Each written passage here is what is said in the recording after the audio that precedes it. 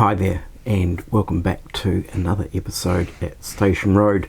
Now, in today's episode, we're of course continuing on with this platform extension, and I'm happy to say that today we're actually going to start looking at this station building.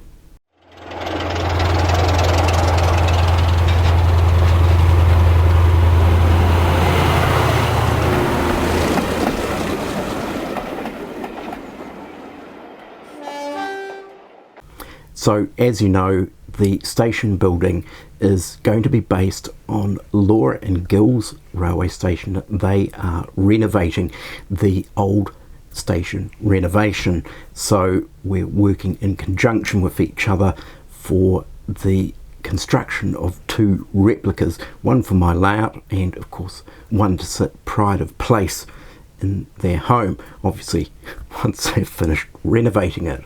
So Law and Gill have sent through some floor plans of the station, and these of course are based on, I believe, the 1980s renovation. So essentially the floor plans before Law and Gill started getting into the renovation.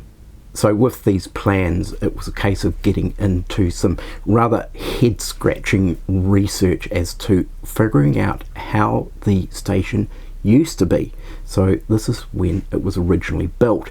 Now, it's very difficult to try and gain access or find access to material like that, and I think Law and Gill also had problems trying to track down original architectural plans of the building.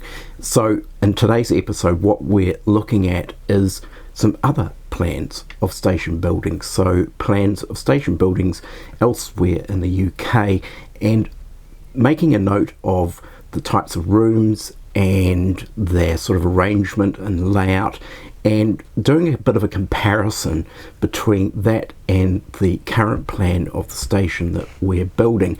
Now, the whole reason behind this is really to try and, I guess in a way, fill in the gaps, try and figure out what the original station might have actually looked like on the inside, because as you know, the idea is to actually model the interior of the station as well. So not just the exterior, that is just far too easy. Let's do the interior as well.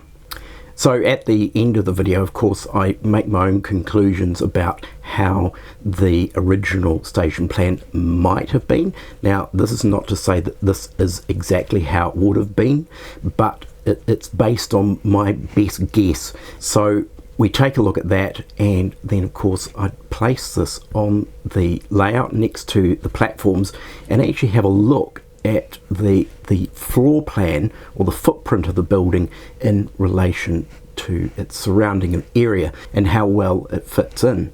So I'll warn you now, today's episode is quite nitty gritty, a little bit nerdy, and we look at a lot of different station plans. So I think without further ado, let's just jump into this investigation. So this is the plans simplified a little bit from what Law and Gill sent through, so I could just sort of kind of decipher what was going on in here.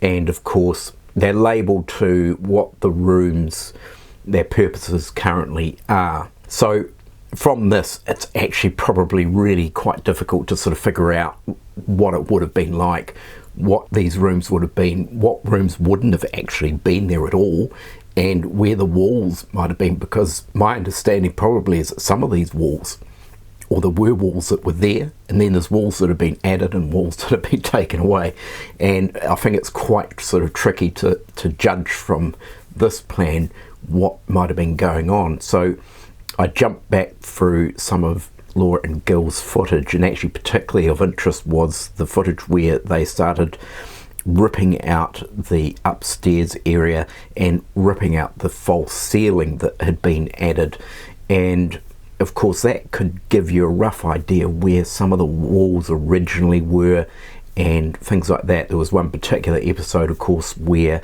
in the kitchen area, once that all got ripped out, of course there was white glazed brick in there, so that immediately indicated that there was some kind of bathroom toilet facilities in that particular area. So despite all of that, I still really sort of had to wrap my head around basically what would have been going on in this station going back, and I tried to find plans. There's nothing, there's no sort of really any kind of information, certainly not accessible via Google in terms of plans or any sort of interior photography of this particular station or some of the other stations that are on this branch railway that might have been similar. So essentially in the end I just ended up doing research on early railway stations in the UK in general. So probably one of the best places I actually found was the Midland Railway Study Centre, and I'll pop a link in the description below,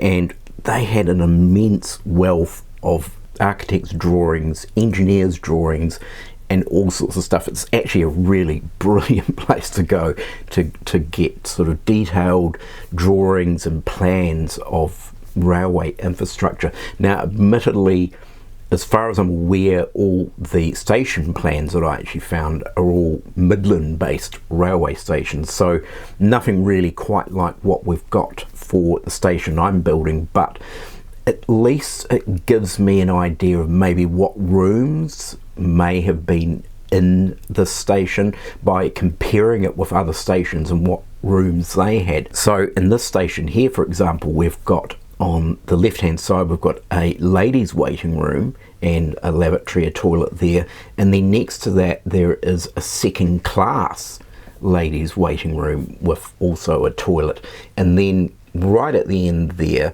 we've obviously got the men's convenience, so we've got a lineup of urinals and then also some toilets, and then tucked into that top corner there is the coal house. So central, of course, is the booking office itself, and that's, in this example, this is quite unusual. I'm not quite sure what that half octagonal shape is there, whether they're just columns that run around, and then to the right we've got a first class lounge, then we've got a station master's office, we've got a porter's room or a porter's office, there's a passageway, and then we have a lamps room, lamp and oil room, and then of course a storeroom. So these sort of give you a good idea of what kind of rooms we might find in a railway station. Now if we move to this one here, we've got a gents waiting room, which appears that it may only have an external access door that leads out onto possibly the platform side. We've got a booking and passes office, and then of course you've got that next to the central entranceway, which would have obviously ticket windows.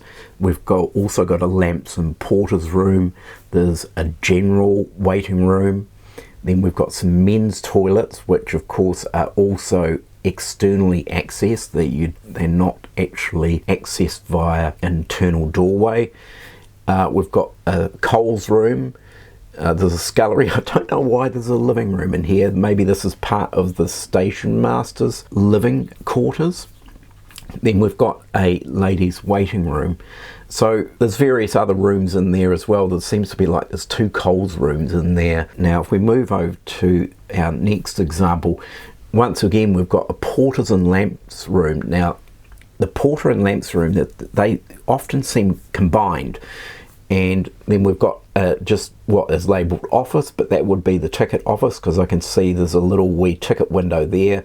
Then we've got the central waiting hall, then we've got a ladies waiting room with of course a toilet facility, then we have a men's waiting room with toilet facility, but as you can see once again the men's waiting room is actually accessible from the outside, from the platform.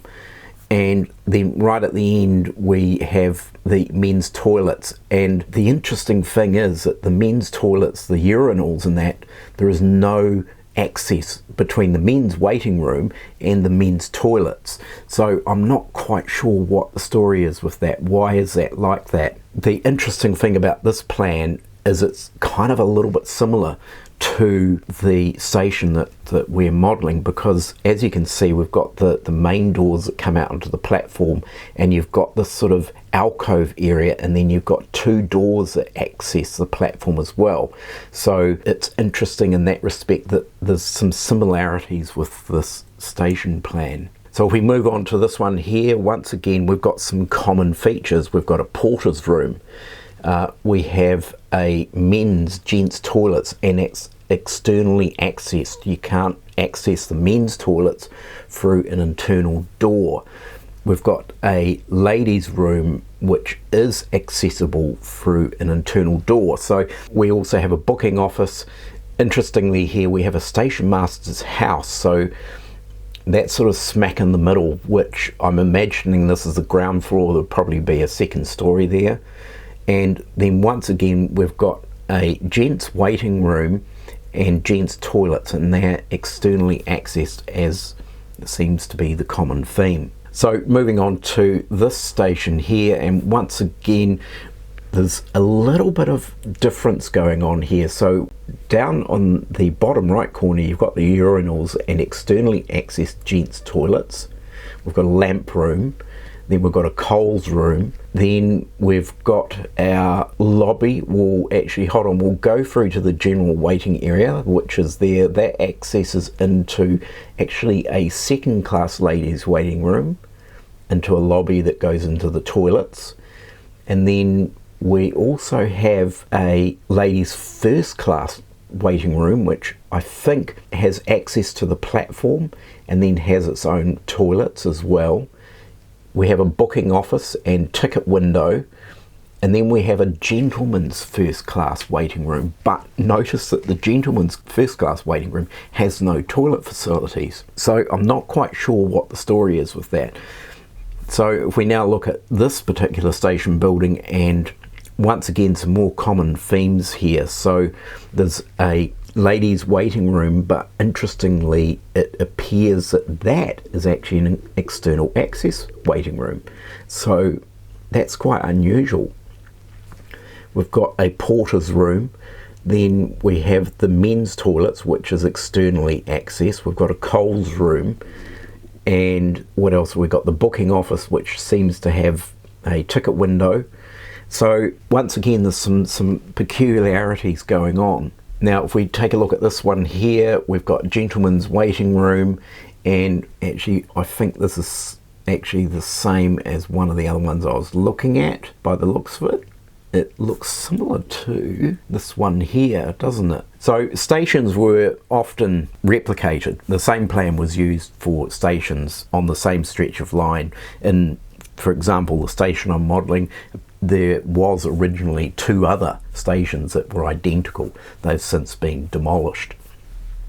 So this again, we have a station that is similar to one of the other plans, and there's some scribbles on here. It's quite interesting to see things have been drawn on and blocked off. If we go back to the other plan, you can see that there's some extra walls have been drawn in, as it looks like alterations were taking place. So if we move on to the final plan here, and once again similar in some respects, although the interesting thing once again here, the ladies waiting room and toilets are externally accessed along with the men's toilets, and of course no men's waiting room. We've got the lamp room, we've got the booking office, which has ticket window and also an entrance from the waiting hall. And then what else do we have?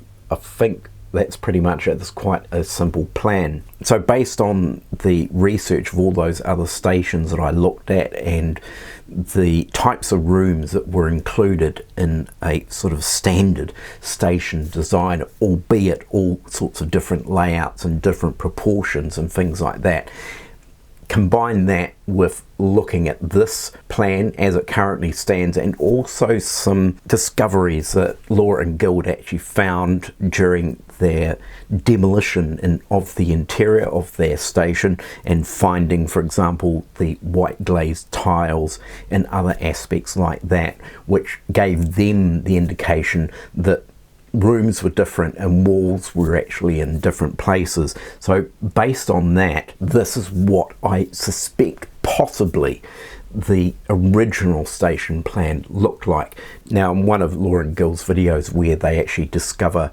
the white glazed brickwork, and it's clearly shown where that brickwork ends and where it begins and how it wraps around just a proportion of the end of the station building on the right hand end, which really indicates that there was a wall at one point. And of course Laura and Gil indicated that in their video, and I totally agree with them. I strongly believe that there would have been a wall that ran down at that right hand end of the station, which would have basically segregated the gents' toilets, which probably would have had maybe possibly a single booth toilet plus some urinals, and then the ladies' toilets, which might have had maybe 2 booths in it.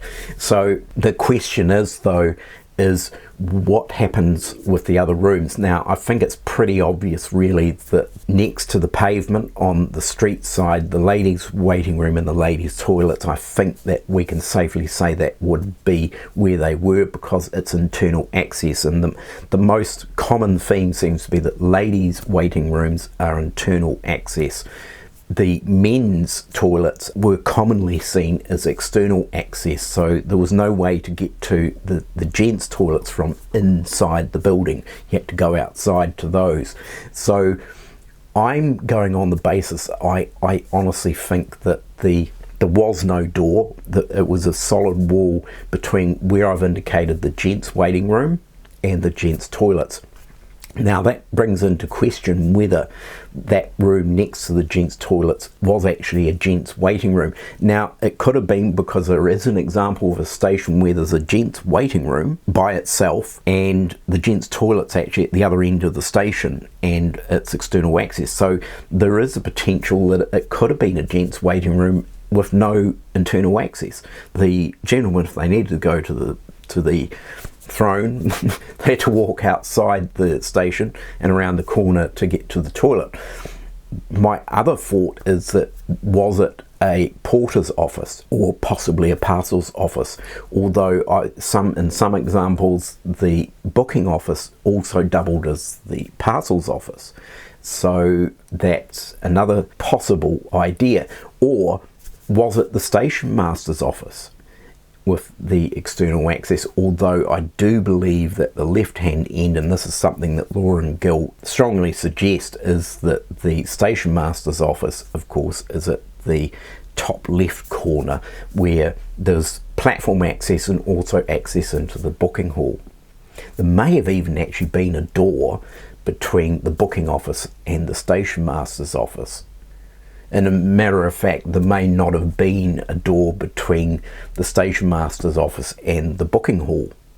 It may have been a door between the booking office and the station master's office. So there's all these sort of curiosities that would be really good to kind of figure out. So one of the walls where the booking office is, that separates between the booking office and the booking hall, and the general waiting hall, in some of Laura and Gil's videos it's clearly obvious that that wall got rebuilt completely, because it looks like modern breeze block in there. Now the original wall, I'm guessing, would have been there. There would have been original wall, I think, and I'm guessing it would have had a ticket window in it through to the booking office.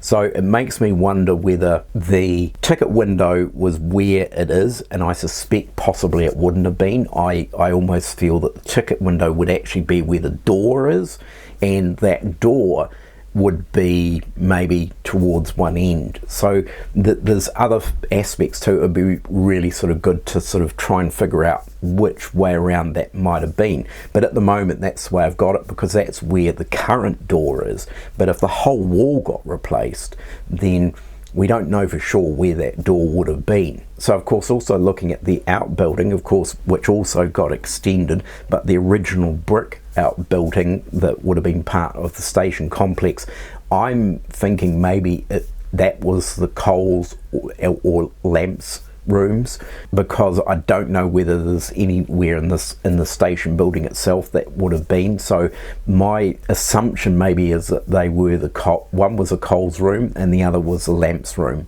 Now, another aspect to consider, of course, is the entrance doors into the main general waiting hall and booking area, and of course they would have been double doors back in the day, and often you could sometimes see only one door was open and the other one was bolted, but I think it was pretty clear to say they would have been double doors. So with that momentous amount of research and swag of information that's no doubt possibly bored some of you to tears, what I did is then printed that out, trimmed it out, and placed the plan on the layout where it's actually going at the station platform area. So here's how the plan is shaping up actually within the station area. So of course we've got our platform edge here, and then we've got our street edge here, and interestingly I don't have to reduce or scale down the depth of the station. So this plan is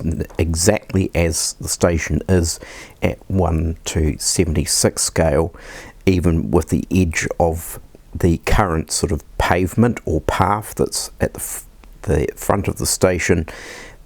That's the edge of the paper here, and even lining that up, it's actually pretty good. So what I might actually do is I may reduce the width of this path just a little bit, just to increase a little bit of space here at the platform.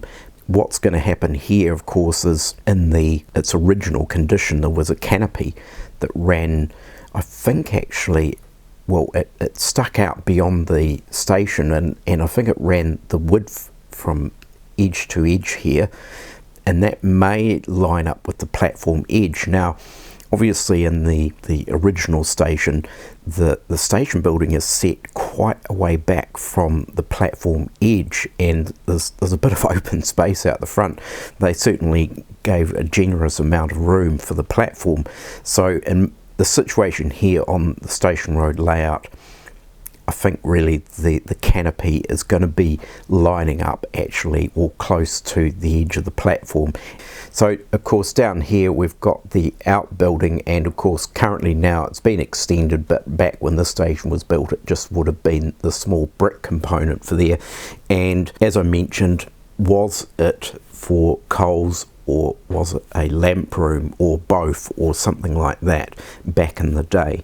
So I'm going to keep the original position of that as well, and that actually fits quite nicely there. So there we have it at this stage in terms of the station building plan and how it actually fits in with the surrounding area and the platform and the street and so forth.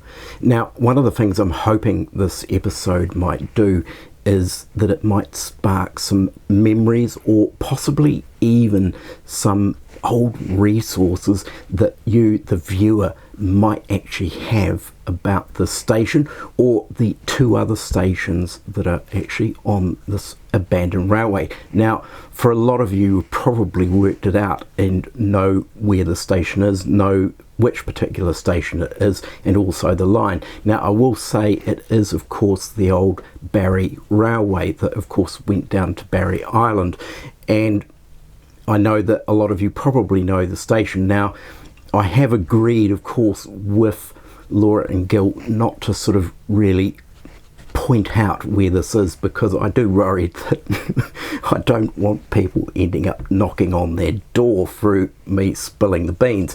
But in saying that, the Barry line had 3 stations that were identical.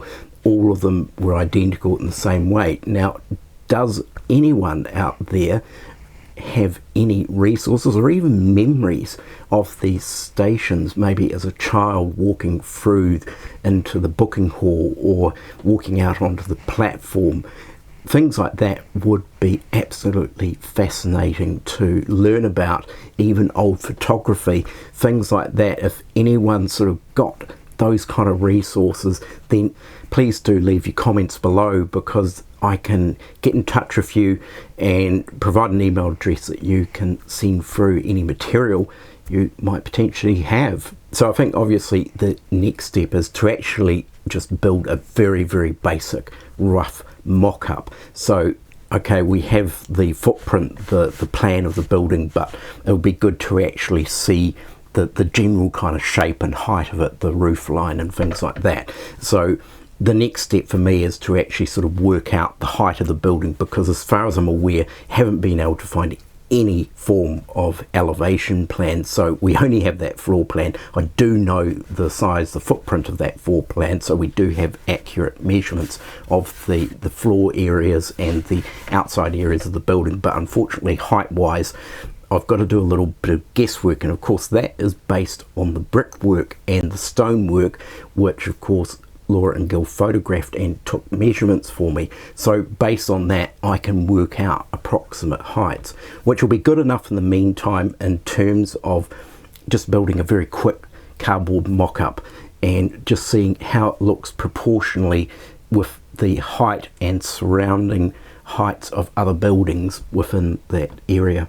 So I'll leave it there for today's episode. I certainly do hope you found it interesting and looking at some rather interesting old railway station plans. So do take care, look after yourselves. Of course, don't forget to like and subscribe, and I will catch you next time. Bye for now.